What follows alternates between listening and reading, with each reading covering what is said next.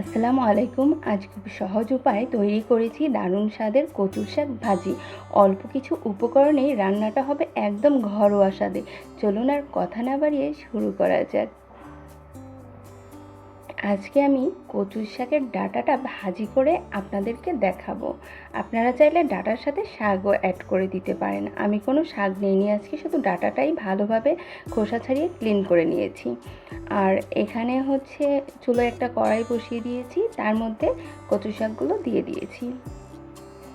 এখন আমি এর মধ্যে দিয়ে দেবো স্বাদ মতো লবণ। লবণটা কিন্তু অবশ্যই এখানে কম দিতে হবে, প্রথমেই বেশি পরিমাপে লবণ দেওয়া যাবে না। দিয়ে আমি ঢাকা দিয়ে ঢেকে রেখেছিলাম 2 মিনিটের মতো। 2 মিনিট পর কিন্তু বলক চলে এসেছে। আর আমি কিন্তু এখানে কোনো প্রকার পানি অ্যাড করিনি, কারণ কচুর শাক থেকে এমনিতেই পানি বের হয়, এখানে কোনো প্রকার পানি অ্যাড করার প্রয়োজন নেই। দেখতেই পাচ্ছেন 2 মিনিট পর কিন্তু বলকটা আসার পর আমি একটু নেড়ে দিয়েছি। এখন আবার ঢেকে এটাকে সেদ্ধ করে নেব আরও 4 থেকে 5 মিনিট। আমি প্রায় 4 মিনিটের মতো সিদ্ধ করেছি।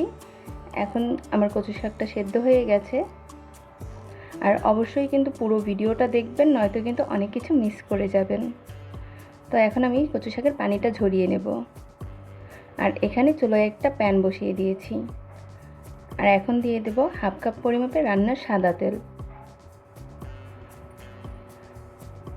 তেলটা গরম হয়ে এসে এ পর্যায়ে আমি 1 কাপ পরিমাপে পেঁয়াজ কুচি অ্যাড করে দিলাম। পেঁয়াজটাকে হালকা ভেজে তারপর হচ্ছে এর মধ্যে আমি রসুন কুচি অ্যাড করব। আর ভিডিওর শেষে কিন্তু আমি এরকম একটা টিপস দেব, যেটা দিলে আর হচ্ছে আপনাদের গলায় চুলকাবে না। কচু শাক খেলে অনেকে বলে গলায় চুলকায়, ওই টিপসটা যখন ফলো করবেন দেখবেন আর গলা চুলকাবে না। তো এখানে আমি আরও হাফ কাপ পরিমাপে রসুন কুচি অ্যাড করে দিয়েছি। আর এখন অ্যাড করে দিচ্ছি 3টা শুকনো মরিচ মাঝখান থেকে ভেঙে তারপর অ্যাড করে দিচ্ছি। আর দিয়ে দিচ্ছি 1 চামচ পরিমাপে কালো জিরা। কালো জিরা আর শুকনো মরিচ আমি আগে কেন দিইনি সেটা জানেন? হয়তো আপনারা বলতে পারেন কালো জিরা আর শুকনো মরিচটা তো আগে দেওয়ার দরকার ছিল। ওইটা যদি আগে দিতাম তাহলে কালো জিরাটা বেশি তেতো হয়ে যেত আর শুকনো মরিচের কালারটা নষ্ট হয়ে যেত। এখন এই জন্য আমি এটাকে পরে অ্যাড করে দিয়েছি। তা আমার পেঁয়াজ রসুনগুলো ভাজা হয়ে গেছে, বাদামি কালার হয়ে গেছে ব্রেস্তার মতো। এখন আমি যেই কচু শাকটা সেদ্ধ করে পানি ঝরিয়েছি সেটা অ্যাড করে দিচ্ছি।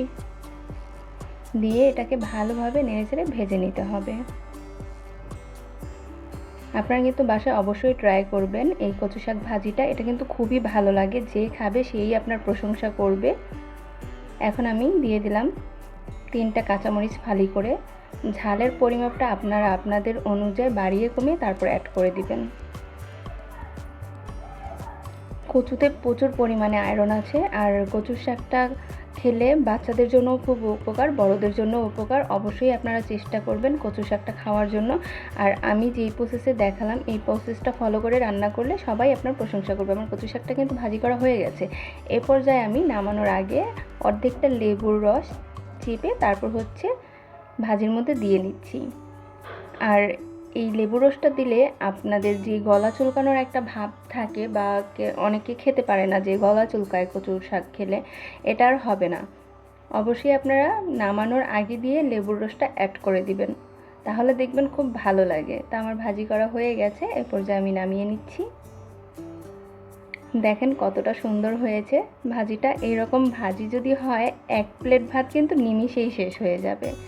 আর আপনারা অবশ্যই এটা বাসায় ট্রাই করবেন। ট্রাই করে কিন্তু খেয়ে আমাকে বলবেন, কমেন্ট বক্সে কমেন্ট করে জানাবেন যে কেমন হয়েছে। সবাই ভালো থাকবেন।